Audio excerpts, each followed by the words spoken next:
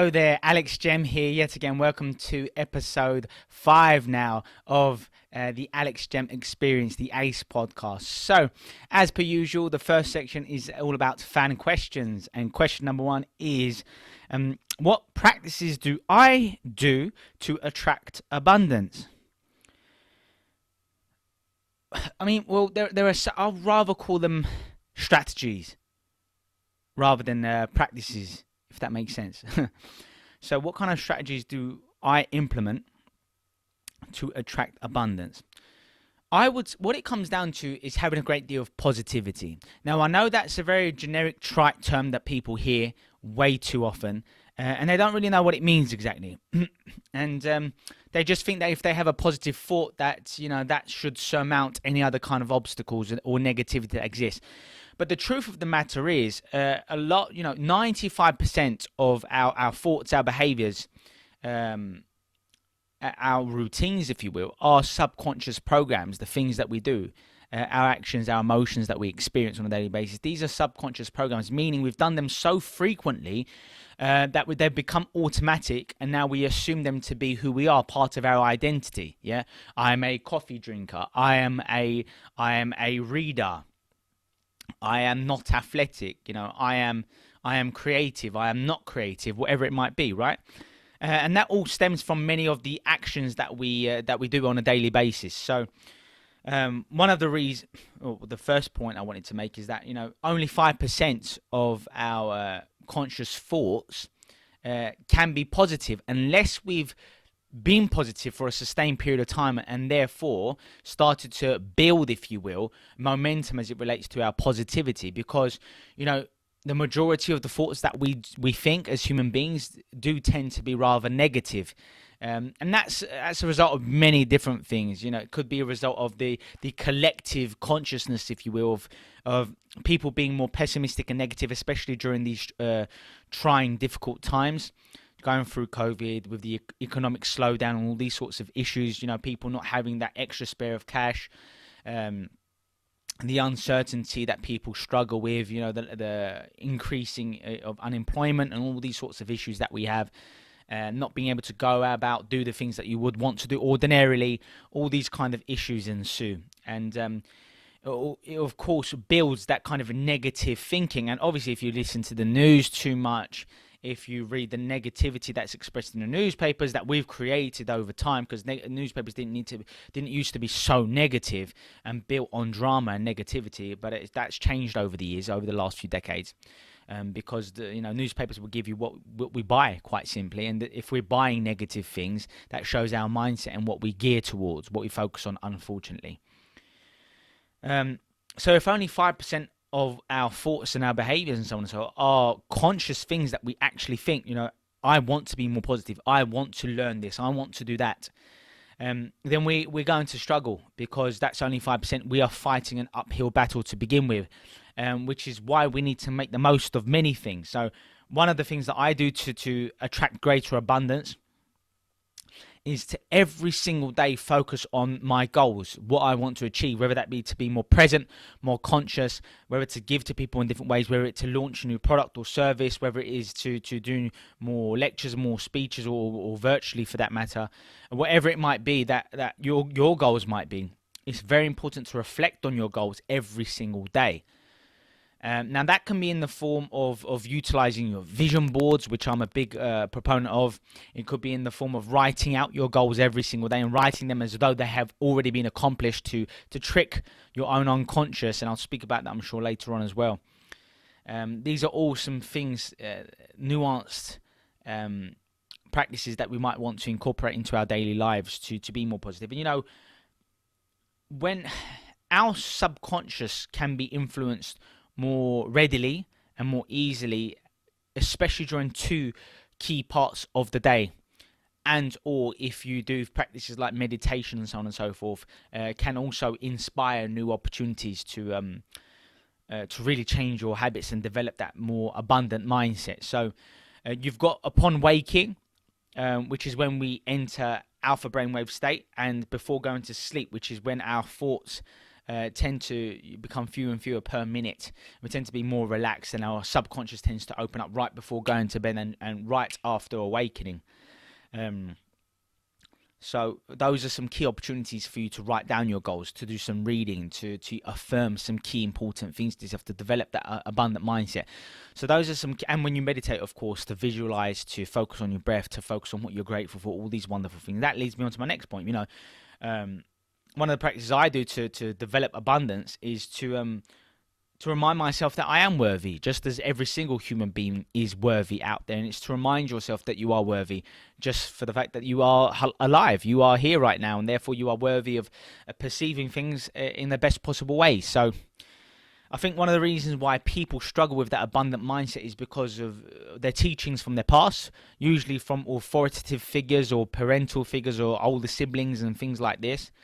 Um, Monkey say, monkey do, and in many ways we are similar in that capacity, in the sense that we learn what we hear much of the time, especially if you've been indoctrinating yourself all of these negative, scarce beliefs of, there's not enough money. What do you think I am, a tree of money? And you're like, what do you mean tree of money? That would be quite cool. These are some of the things that you might hear from your parents, for example, growing up, and then you start to behave that way. You start to have that scarce mindset, and you start to count the pennies, and you start to be really cautious, and you don't believe that you can attract great wealth or an abundance in terms of your health as well. You might have familial members who have genetically been more predisposed to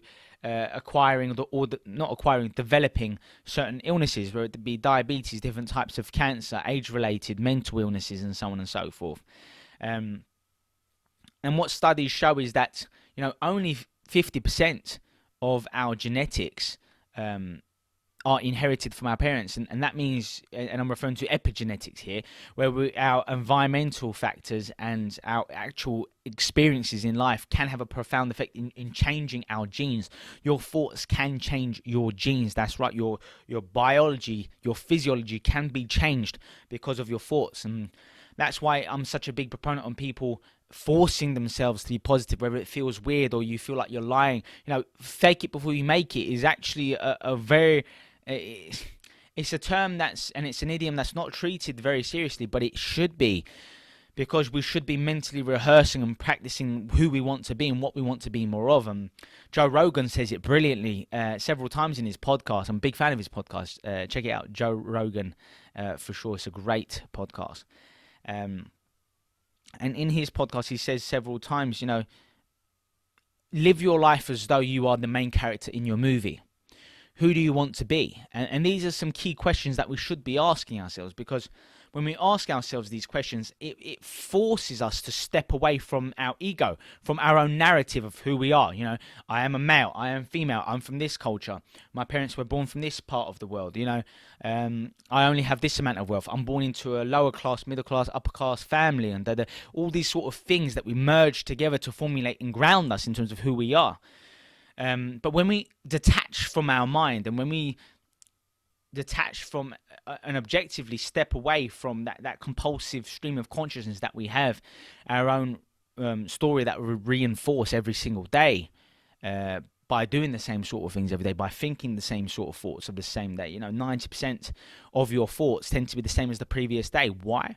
Because most people do the same sort of things most days.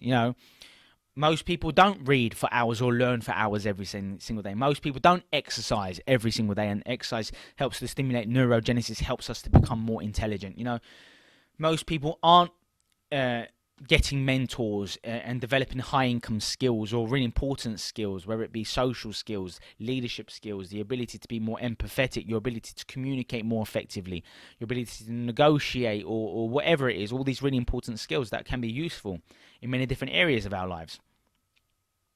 A lot of people aren't doing these practices that can help, and it's because of their labels. They say to themselves, I'm not wealthy. So why would you, if you believe that you're not going to be wealthy, then why would you obviously, if you think about, if I tell you, the importance of getting a mentor, especially people who have succeeded financially in the areas that you believe that you might want to explore further, but if your belief is I'm never going to be wealthy, then you're not going to invest, thousands of dollars, for example, or tens of thousands of dollars in mentors who've been there and done it, because you're already telling yourself it's not going to happen. So you're thinking, why bother investing in a mentor when I'm not going to make it happen? I'm not going to manifest that financial abundance in my life. Um, so these factors are really, really important and definitely worth considering. So what practices do I do to attract abundance? I would say I attract the abundance because I have a very much an open mindset, which means that I do my best to not restrict myself by my limitations, by my story of the past.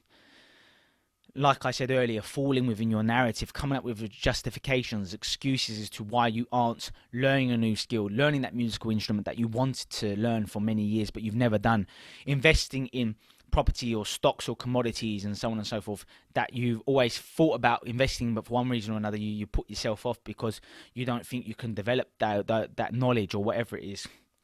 That mindset that says, I'm not a quick learner, so why bother learning? Do you know what I mean? It's not my forte. And these are all limitations that we impose upon ourselves, and whatever it is that you believe about yourself will become true. If you truly believe that you're going to be abundant in all areas in your life, and you genuinely believe it, you've taught yourself, you've tricked yourself to believe these things, then it will manifest eventually.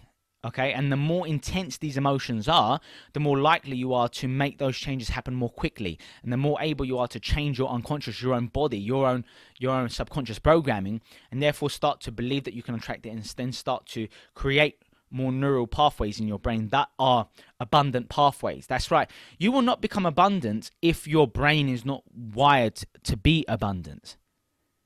It's all about the connections that your brain makes in your mind. So if you wake up every single day and you remind yourself of your limitations, of your financial situation, of your poor health, of your lack of relationships, your lack of love, whatever it might be in your life, if you're reminding yourself of all these things and you're doing the same sort of things every single day, then are you changing at all?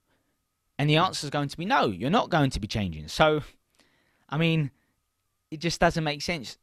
What you're going to need to do is you're going to need to listen to so much more profound, positive, empowering people and things in your life. You're going to need to be so much more present in your life, because that's what enabled me to be more open-minded, is my level of presence. Genuinely listening to people when you're having a conversation with them, rather than thinking about what you want to do or what you're going to be eating later for dinner. Genuinely paying attention, being present, and focusing on being present. Paying attention to things that you would ordinarily overlook because you're so obsessed in your own world and therefore selfish. When the ego is present, that's you being very much selfish. You're not going to change when that's switched on. And unfortunately, most people spend 70% of their lives living within the hormones of stress. And where there's stress, there is fear. And where there's fear, there is the ego. Because you are limited by your form. You are limited by, and you think that your body is how you are now, and you're fearful of dying and all these sorts of things. And I want you to stop thinking of yourself as being matter. I want you to stop thinking of yourself as being this concrete body. I want you to stop thinking of yourself, of living in this box of this is who I am, this is how I am. I think this way. These are the emotions I experience. No, you can change that. Obliterate that box, open the box, and understand that you are energy, you are God-like, you are capable of so much profound change, and in a much shorter time frame than you can ever imagine, if you just believed it, if you said it to yourself every single day, if you started to implement all of these really useful daily strategies, whether it be exercise, HIIT training in particular, making sure you're sleeping well, because you're not... When you sleep is incredible. And in as it relates to this particular context, when you sleep, you are able to transfer short-term knowledge into your long-term memory. So if you want to develop more of an abundant mindset, you're going to need to start sleeping better in order to instill those new neuro pathways, because we have a forgetting curve. And this means that if you learn something that might make you feel more abundant, such as listening to this podcast, for instance, within 48 hours, you can potentially forget up to 80% of the things that you listened to and that you learned from this particular podcast, for example, unless you revisit the material.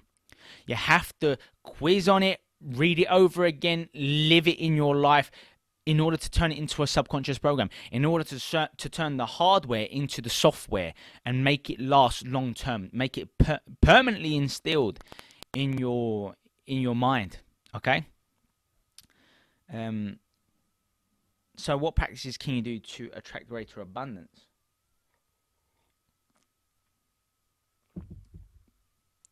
I'm a big fan of reading, massive fan of reading. Aim to read as often as you can, as frequently as you can, even if it's only 10 minutes. Get into the habit of reading and learning, and learning quality material, because that's what's going to enable you to change. And I genuinely believe that. And it's not only is reading associated with greater self-esteem, it's not only associated with a better acquisition of the English vocabulary or any language for that matter. Um, it helps stimulate neurogenesis. You actually become smarter and create newer neurons in the brain, and therefore are more capable of changing your life and developing that abundant mindset, by learning new material. So become a lifelong learner. Have that open, flexible mindset, as Carol Dweck puts it, to be able to learn, to feel like you can make changes in your life. And this is what abundance is. Abundance is feeling like there is more of what is out there.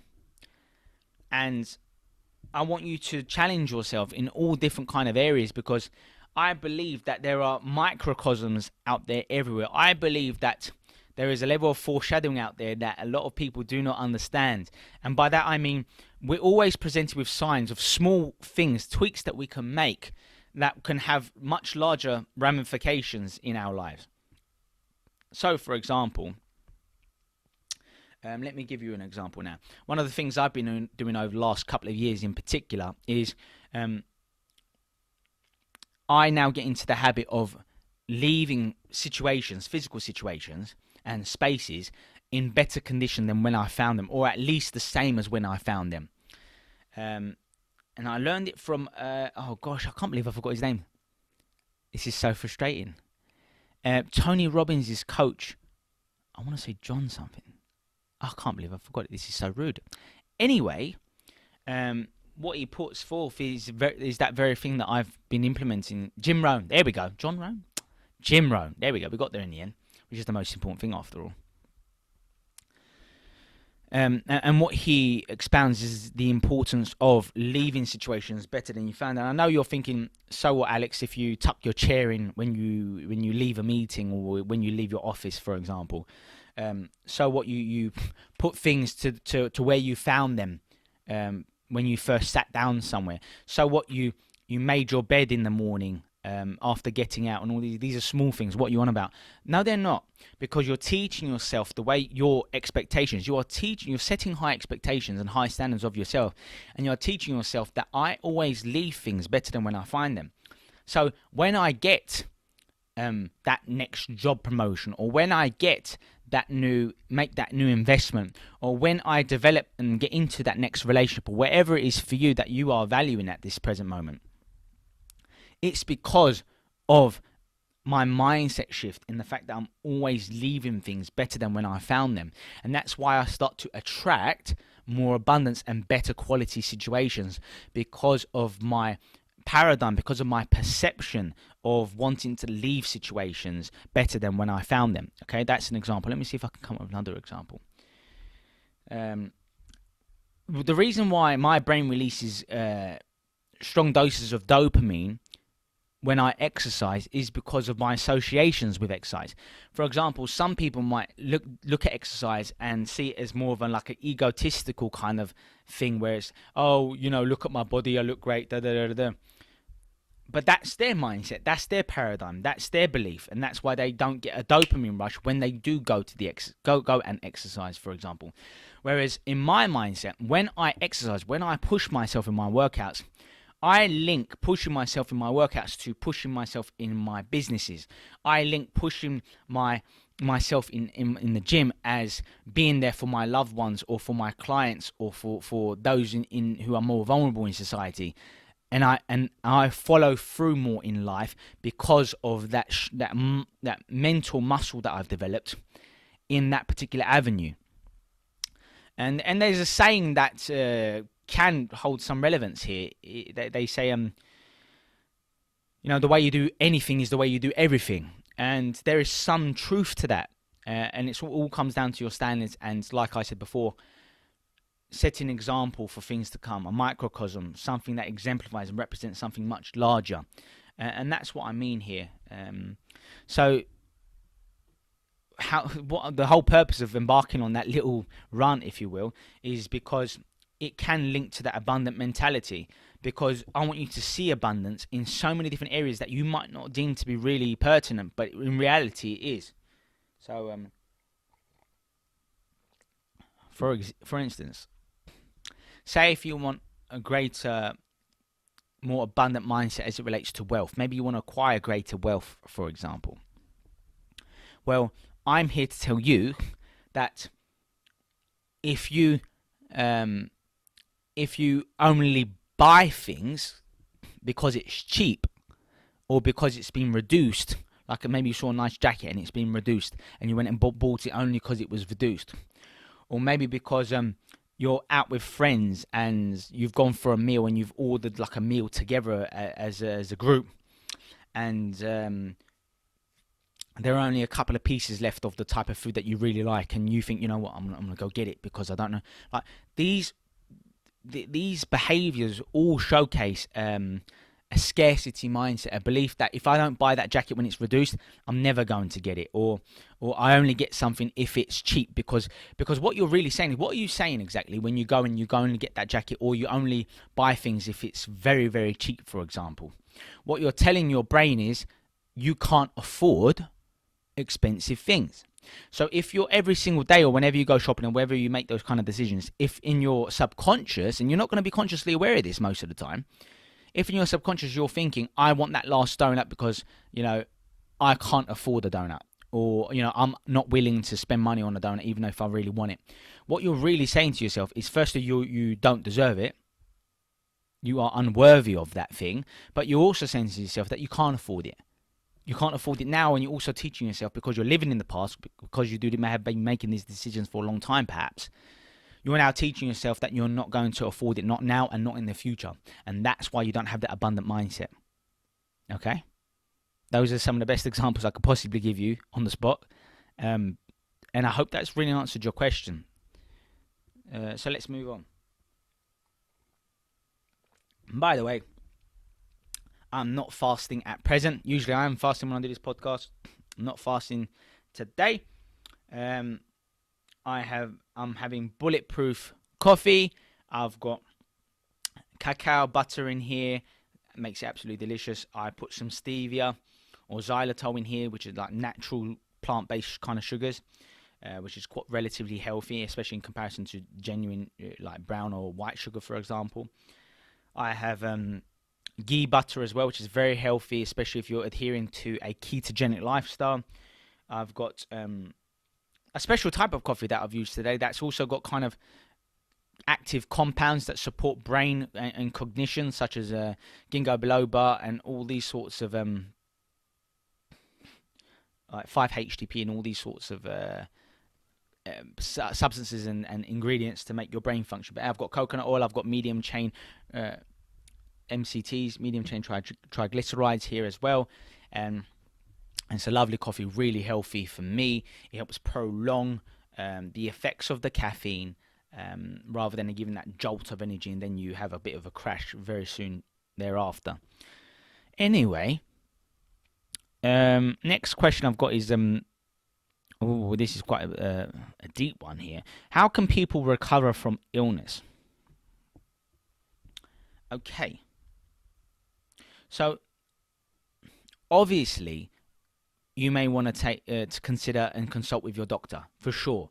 People who are qualified, people who know medicines far greater than I do, and if they say to take something, obviously you might want to get a second or third opinion from other doctors, depending on your matter and how serious it is. But obviously do as they share. But I also want to highlight here and underscore that you can heal yourself with your brain. You see, your thoughts can make you sick.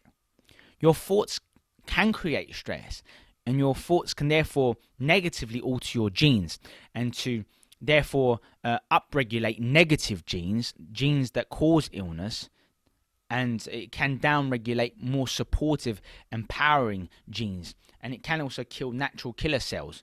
Kill natural killer cells, which actually support your immune system. But that doesn't happen when you're not sleeping well and you're suffering from insomnia or whatever it might be. So what I want to really share here is that, yeah, your thoughts can make you sick, but if your thoughts can make you sick, they can also make you well. They can also make you feel better. And there are so many kind of like so many different kind of practices where it's about your mindset, and your mindset can change your immune system, because when you are stressed out, it knocks you out of homeostasis, and your hormones aren't functioning properly, your metabolism is not functioning properly after that. Your neurotransmitters in your brain, which is like some neurotransmitters, dopamine, serotonin, acetylcholine, GABA, all these kind of glutamate, all these kind of neurotransmitters exist, right? And when you're knocked out of homeostasis, which can happen due to an incident, because of a mental threat, because of fear, because of stress, and all these sorts of things, what happens is your body isn't functioning better. Your body starts to make unhealthy genes and unhealthy cells, and it causes the dysfunction of many, many cells within the mind and body.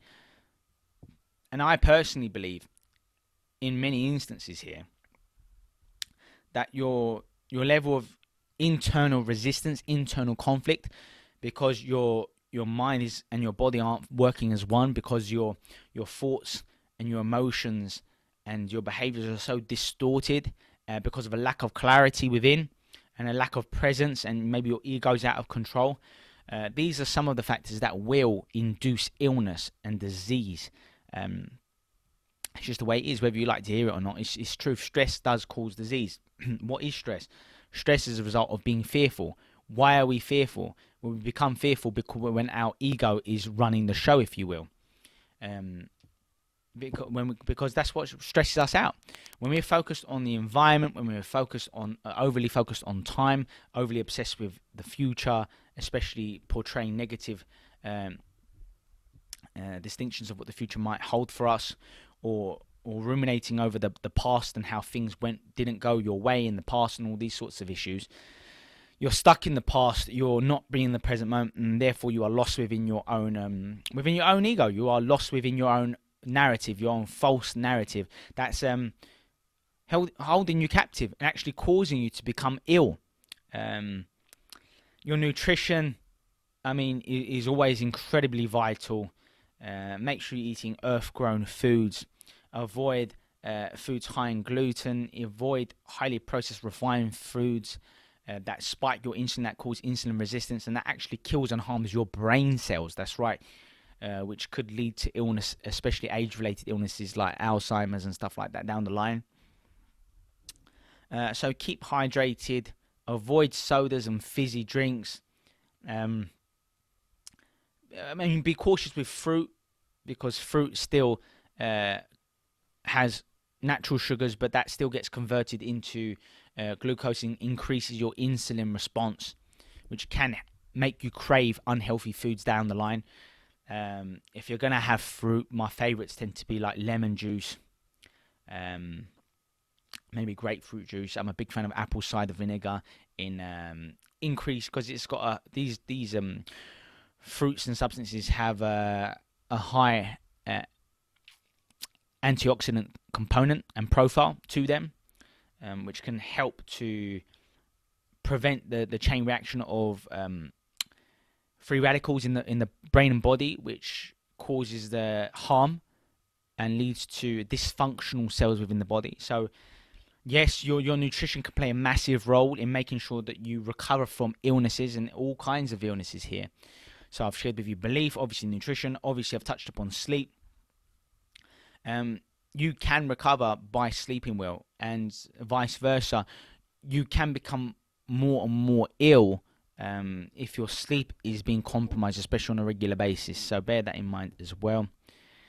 I don't want to get too much into sleep necessarily, but you might want to set up a nighttime routine to help you sleep better. Your body has to become 2 degrees cooler before sleep is induced. So sleeping in cooler environments can help you sleep better. all sorts of things. Having a dark environment, not looking at your screen, the telephone or computer screens too close to falling asleep, because it emits blue light, and these blue lights inhibit melatonin production, which makes it harder for you to clock off and really relax.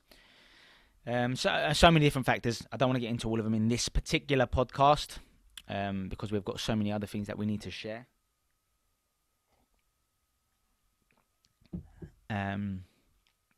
Avoid caffeine after 3 p.m. Because caffeine and alcohol, for that matter, and avoid having a massive meal before going to sleep, because that can lead to fragmented sleep. You will not be able to get proper sleep swindles.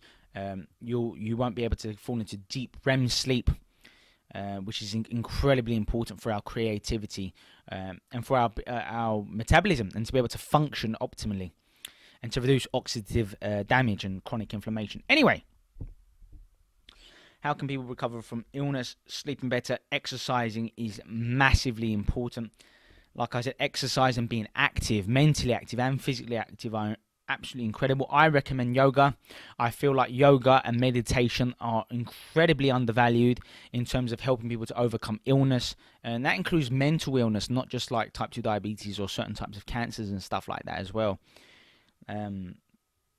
Keeping the brain active, keeping the body moving and active, and sweating, like things like sauna and sweating and exercising, increasing heart rate variability, can reduce your likelihood of getting strokes, cardiovascular disease.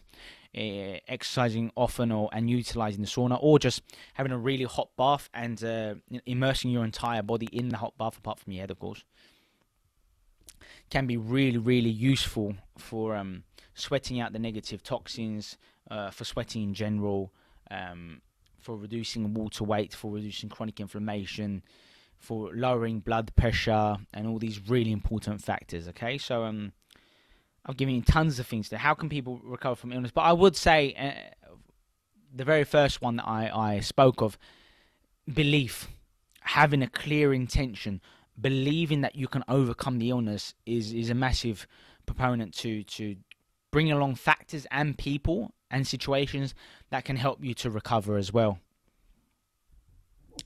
So let's move on to the next question. How can you achieve your goals? All right. Obviously, I'm going to hop on and on about the mentality stuff, because I believe it and I live it, and I've seen people do it in many different areas of their lives. I've seen people change their health because of their mind. I've seen people change their wealth because of their mindset, their open mindset, their belief in themselves, their intention, their energy, their intensity, their focus, their drive, their love, the fact that they are inspired rather than motivated. Actually, let's talk about that a little bit more. So, if you are motivated, then you are acting out of your ego. Now, you can still achieve your goals through motivation alone, but you won't be as satisfied. So you might be thinking, my goal is to have an amazing car. Now, that's not. You won't be inspired to have an expensive car, because for you to have an expensive car, really, you want to experience certain feelings. So if you want an expensive car, you want it for your ego. Let's be honest. You want it for materialistic reasons, which means you're acting out of your ego, and therefore you're acting out of fear. And when you get that car, if and when, and hopefully for you, it'll be nice if you got that car. Even when you get that car, what's going to happen is that it still won't be enough, because within months or within a couple of years, there will be a better car out there. There is always better.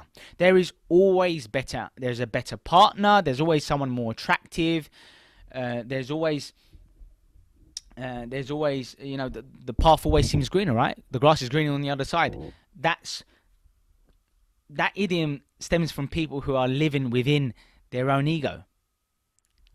And we need to overcome that if we have any chance of being happy, because you might get that car, but then your friend might get a better car, or your enemy might get two really nice cars like that. So you're always going to feel a sense of lack and disappointment if you're doing things for the wrong reason, which is why I advocate the need to achieve your goals through inspiration. That means your number one drive needs to be sharing and helping others. It needs to be. That needs to be number one. Now, there's nothing inherently wrong in having financial goals connected to those goals. But the problem is, if the money is what you're primarily doing it for, you're going to be disappointed. You're less likely to achieve it, firstly, because you're grinding, you're forcing yourself to do things and you're not enjoying it, and you're attracting negativity because you're forcing yourself to do things for money. And people tend to be less resilient when they're doing things for egoic reasons, okay? So for you might want to focus on your mindset, and you might want to start paying attention to the process. You're going to need to fall in love with the process. You're going to need to fall in love with doing these things, these actions every single day that will bring about your goals. If you're only doing it for the outcome, then you're less likely to achieve it. And even if you did achieve it, you're not going to be satisfied. Because that means you're living in the future. And if you're living in the future, you're never going to be happy or pleased or satisfied or joyous or peaceful in the now. Because you're giving up this present moment, doing things that you deep down don't want to do, only because you want to increase your reputation, you want to feel successful, you want to feel significant, you want to feel superior to other people. And you're just not, it's not going to end well. It's not going to end well if that's your main goal. Now, there's nothing wrong in wanting to generate wealth, wanting to generate financial freedom. But if that's the main reason you're doing it, you're going to meet a lot of more problems along the way. Okay? So we'll leave that at that. How can you achieve your goals? Again, I from the beginning of this podcast, I shared the importance of writing down your goals every single day and stating them as though they have already happened. Not saying I want to achieve this by 2030.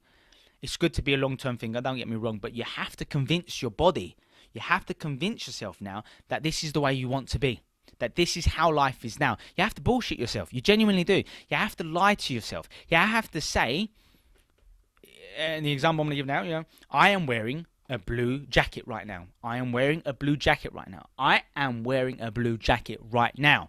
But if you're saying in your mind, and you will have moments where you go, who are you kidding? You're wearing, a black, white, and greyly patterned jumper.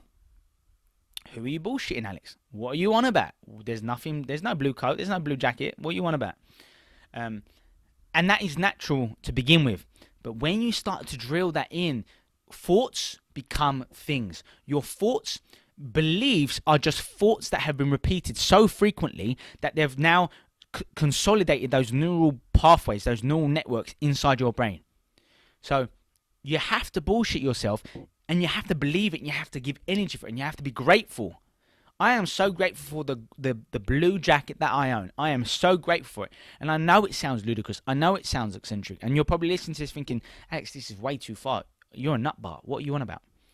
But I'd rather be happy, peaceful, and content and joyous nutbar, rather than be someone who suffers with great deal of affliction, internal pain, complete dissatisfaction, and the long-term negative consequences that will unfold by living within the narrative, by living within your ego, by living within stress for such long periods of time, because it's unnatural to experience stress, to live in stress for long periods of time.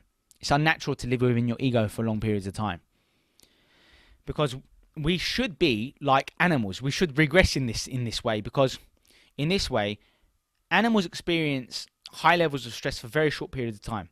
For emergency, right? Their sympathetic nervous system turns on, adrenaline kicks in, blood goes to the limbs for fight or flight, right? And that tends to last between seconds or for a few minutes, or if you're really unlucky, for hours, right? But it's not meant to last for a long period of time. Now, the problem with humanity right now is that we are living by the hormones of stress. We've become addicted to these feelings. Yes, you have become addicted to anger. You have become addicted to anxiety. You have become addicted to depression, and therefore stress. And your body, your unconscious, will start to look for these things every single day. And even if you're on holiday and you want to be relaxing, or you're like, you know what, I've had all this good news recently. Why am I stressed out? What is going on? It's because you are battling your own body, and your brain is unable to overcome how your body, your unconscious, has been functioning. And so you need a great deal of intensity. You need to utilize incantations, affirmations. You have to be so passionate, driven, inspired to create this change. If you're going to change, if you're going to achieve your goals, because if you're going to achieve your goals, you need to change. The problem is many people out there are trying to change whilst using the same kind of identification as the same personality traits as to who they are now. That's insanity. As Albert Einstein would say, and I'm going to paraphrase from him, you can't solve today's problems by using the same thoughts that created those problems. That's madness. Like, you have to do something new. You need new thoughts, which means new neural networks in your brain. You need to stimulate neuroplasticity by doing new things, by learning new materials, by experiencing new things on a regular basis. And you need to have this amazing vision in your mind of what you want to achieve. And that needs to be married alongside an intense positive emotion, whether it be joy, gratitude, love, self-love, whatever it is, inspiration, in order to really manifest the kind of life, the kind of energy that you want, and to emit the kind of frequency that will magnetize these things to you, and so that you move towards it so much more quickly, so much more effortlessly. That is the key thing here. Okay? See? Get me passionate here.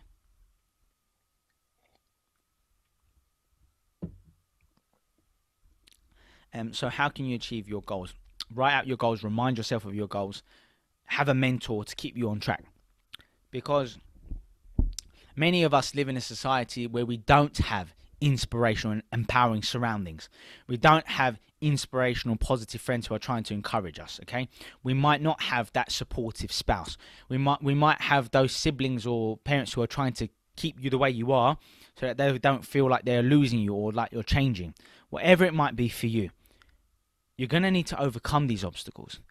You're going to need to listen to your mentors. You're going to need to indoctrinate yourself with the material that you want to listen to, whether it be listening to people like me or listen to other kind of really inspirational people out there, David Goggins, listen to Oprah, listen to these really inspirational, powerful people who are changing lives out there, their own, but more importantly, other people's lives. You're going to need to listen to them. Feed your brain quality. Because when you listen to new things, you change, you learn. Learning is forming new synaptic connections. When your neurons in your brain connect to new neurons and create new patterns and sequences, that is change. That is learning. And you're going to need to remember those things because, like I said earlier, you can forget these things. But that's the key thing here. You're going to need to make it habitual. Okay? And habitual means teaching your body how to execute things better than your mind. That means doing things over and over again until your body learns to execute it. You don't have to think about it anymore. Like a soccer player or footballer, wherever you're from in the world, taking a penalty in a match.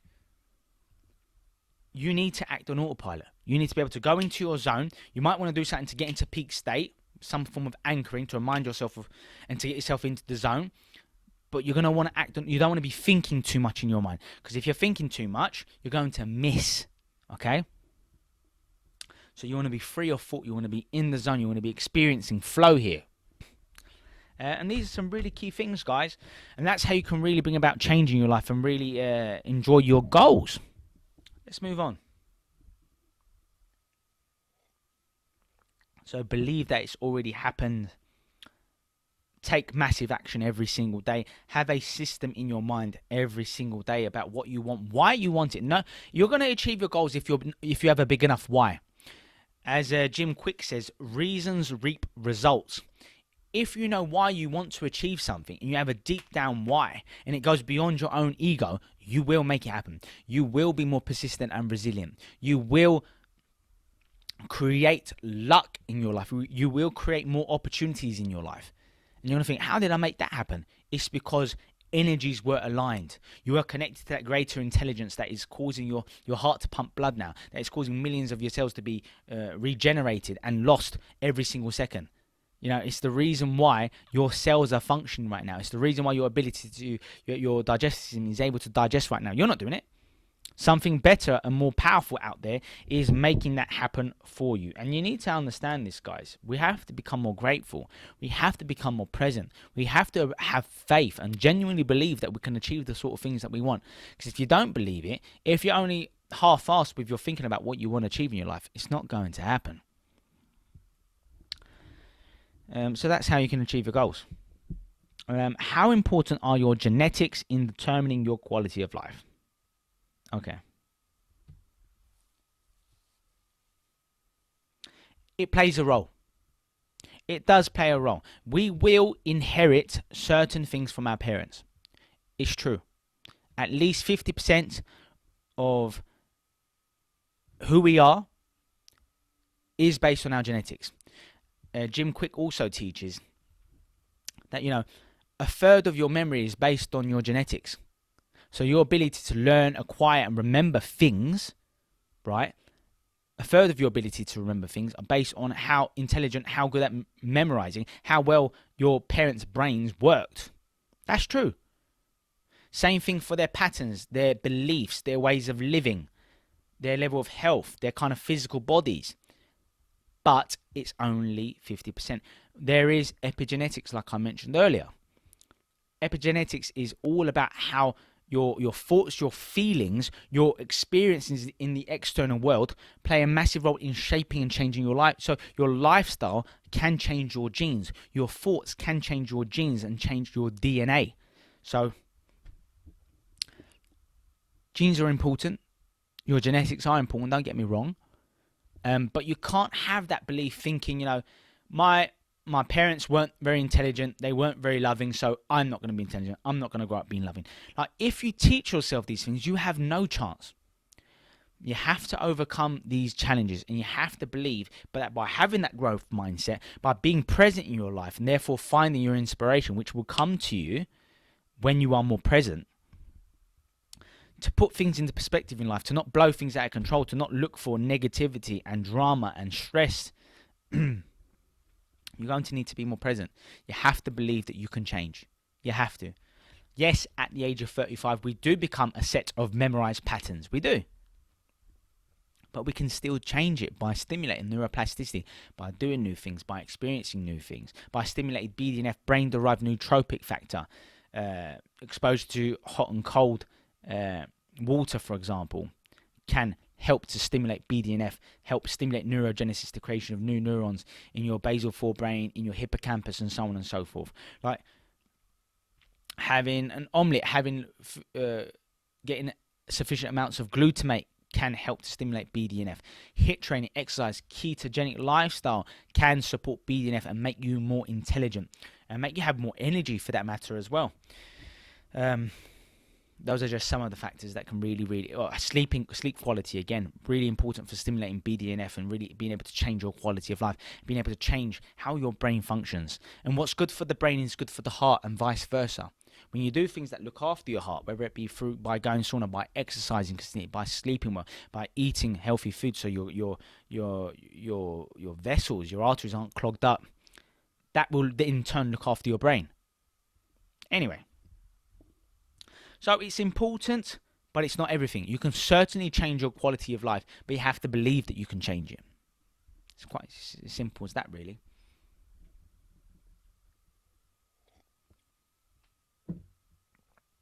Let's move on to the last question of today.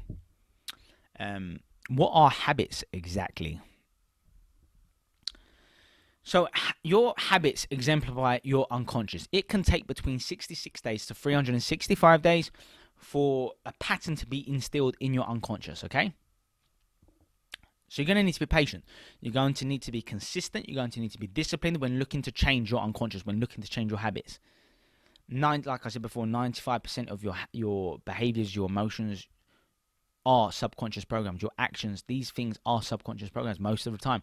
When you're driving, when you're tying your shoelaces, when you're out shopping, when you're listening to people, and you're in a meeting and you're clocked off, you enter your subconscious programs.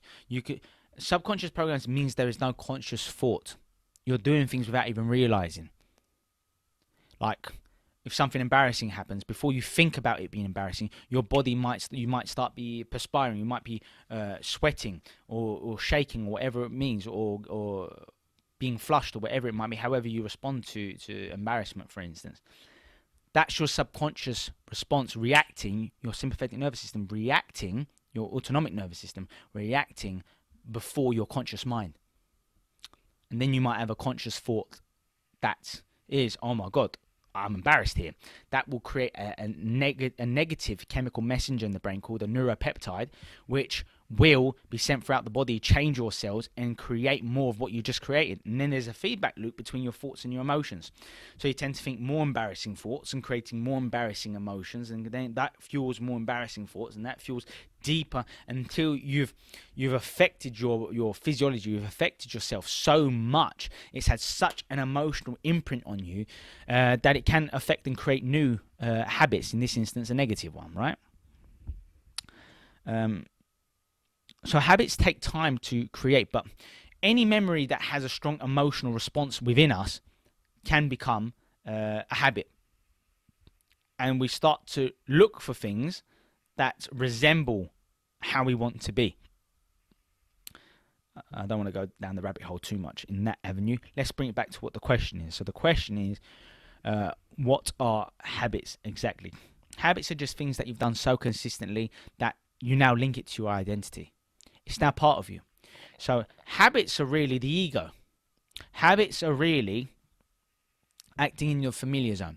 I want you to supplant the term habit with the synonym, or my synonym, if you will, my subjective synonym with comfort. To have a habit means to be comfortable.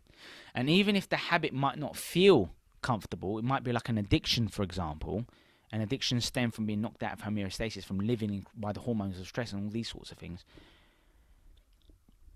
If you are experiencing a habit, then your ego is running the show, your unconscious is running the show, therefore your limitations are running the show. So more often than not, you don't want to be living by your habits, and you can overcome that by being more present.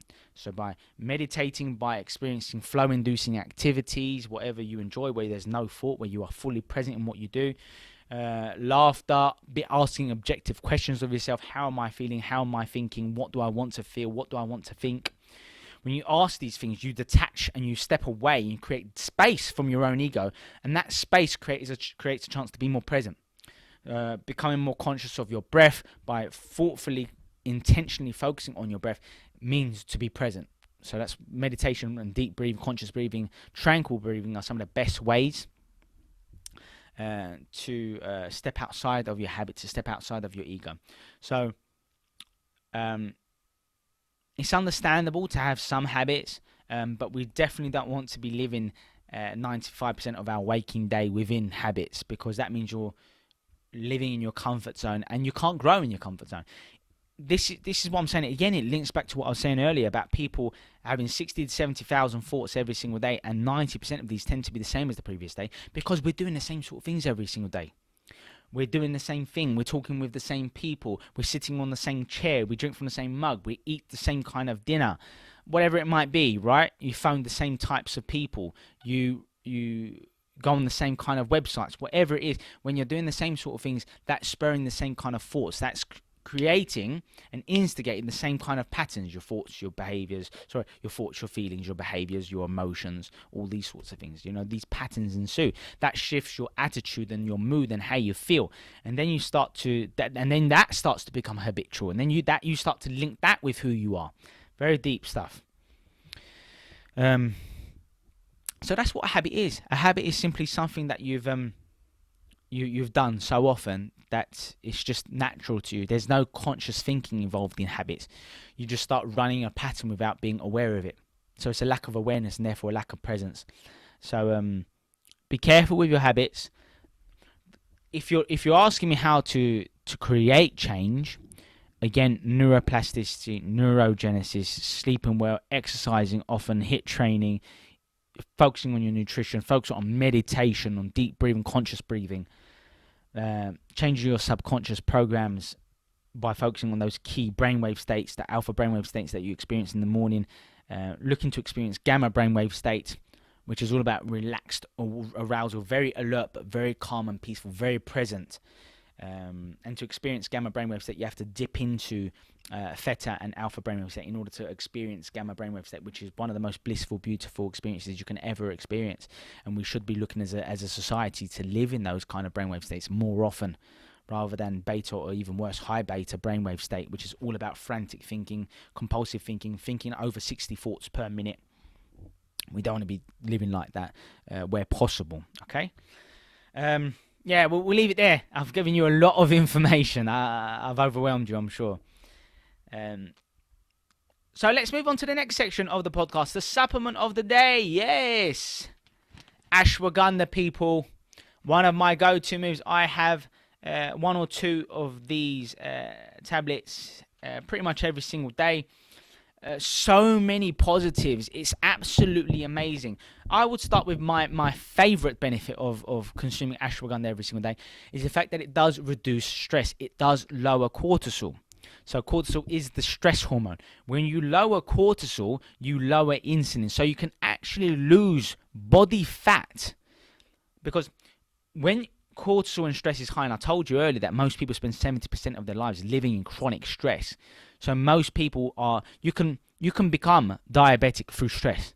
You can develop all kinds of illnesses and diseases through stress, which means having high amounts of cortisol. And this can help to reduce stress, to reduce fatigue. It can boost your energy.